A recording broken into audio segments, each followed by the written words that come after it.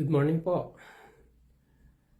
Isang mapagpalang umaga po sa ating lahat at naway nasa mabuti kayong kalagayan, malayo sa anumang kapamakan at karamdaman. Muli, nagpapasalamat ako sa pagkakataong ito na mabigyan muli ng pagkakataon na makapagbahagi ng mensahe at salita ng Panginoon sa ating morning devotion. Tayo po muna ay manandaling manalangin. Panginoon, patuloy po kaming nagpupuri at nagpapasalamat sa isang umagang ito na binigay niyo kami ng panibagong buhay, panibagong pag-asa, Panginoon. Nawa, Panginoon, kayo ang aming makasama sa maghapong ito. Ikaw po ang magbigay ng kalakasan sa bawat isa. Ilayo mo po kami sa anumang kapahamakan at karamdaman, Panginoon. Sa inyo po namin ipinagkakatiwala ang aming buhay, Panginoon. Ang lahat po ng ito, Lord Jesus, ay aming isinasamo at ibinabalik sa matamis na pangalan ni Jesus. Amen. So, ang mensahe po sa atin ngayong umaga ay tamang panahon. Ito po ang mensahe sa atin ngayong umaga. Minsan matagal bago sagutin ng Diyos ang mga panalangin natin. At hindi natin minsan ito madaling maunawaan. Lalo na kung ito ay family problem o ang problema natin o ang hinihiling natin ay may koneksyon sa ating pamilya. Sa Bible po, ito ang nangyari kay Zacarias. Si Zacarias ay isang lingkod ng Panginoon. Minsan nagpakita sa kanya ang anghel na si Gabriel. Sinabi nito na pinakikinggan ng Panginoon ang kanyang mga panalangin, ang panalangin nilang mag-asawa. Na magsisilang si Elizabeth ng isang sanggol na lalaki at papangalan ng Juan. Ito po ay makikita natin sa Lucas chapter 1 verse 13. Marahil ilang taon nang hinihiling ni Zacarias sa Diyos na magkaroon sila ng anak. Kaya mahirap na paniwalaan pa ni Zacarias ang sinasabi ng anghel. Pero tinugon pa rin ng Diyos ang panalangin ni Zacarias. Mga kapatid, hindi kailanman nakakalimot ang Diyos. Hindi niya kinakalimutan ang panalangin natin. At maaari, ang iba ay tinutugon na niya bago pa natin hilingin o ipanalangin. Mga kapatid, kasi minsan advance pa si Lord sa pagbibigay ng mga kailangan natin. Advance pa si Lord sa pagbibigay ng hinihiling natin. Kung minsan hindi natin alam kung ano ang sagot niya sa ating mga panalangin, minsan ang sagot niya ay hindi. Or minsan naman ang sagot ng Panginoon sa atin ay wait lang. Mga kapatid, lagi nating tandaan, may tamang panahon sa lahat ng ating pinapanalangin at makakaasa tayo ang kanyang tugon ay laging nakabatay sa pagmamahal niya sa atin.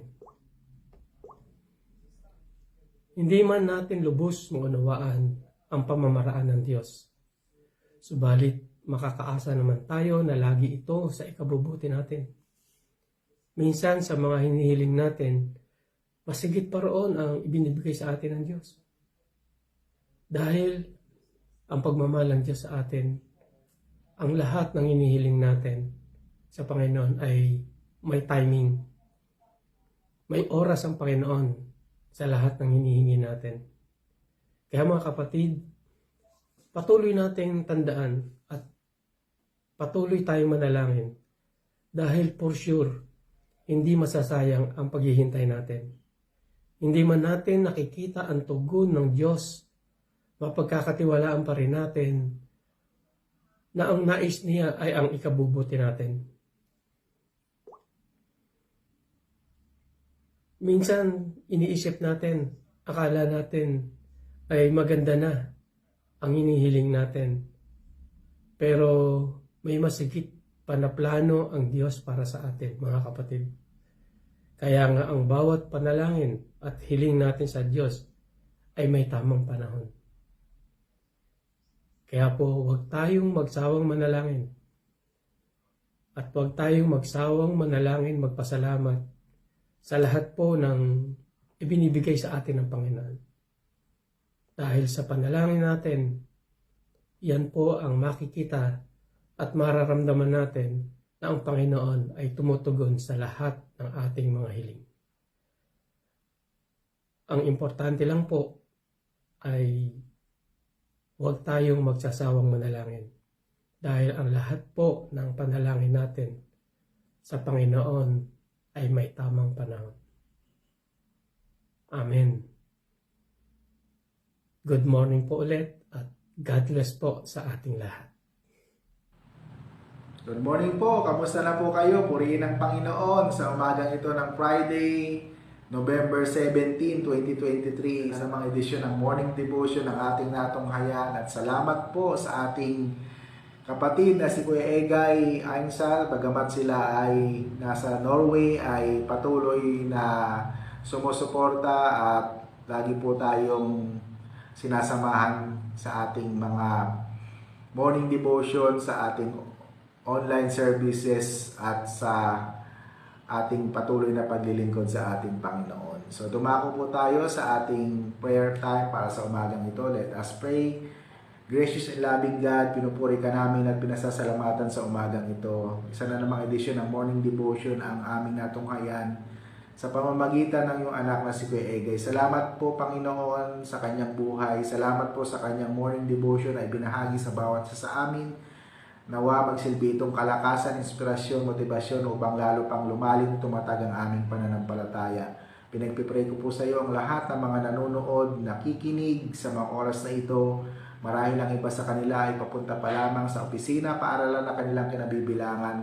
Samahan niyo po sila. Ang iba ay ang mga bata, papasok sa kanilang eskwelahan. Tulungan niyo po sila, bigyan niyo po sila ng wisdom na nagmumula sa iyo. Ganon din, pinagpipray namin sa iyo ang mga kapatid namin na may mga karamdaman.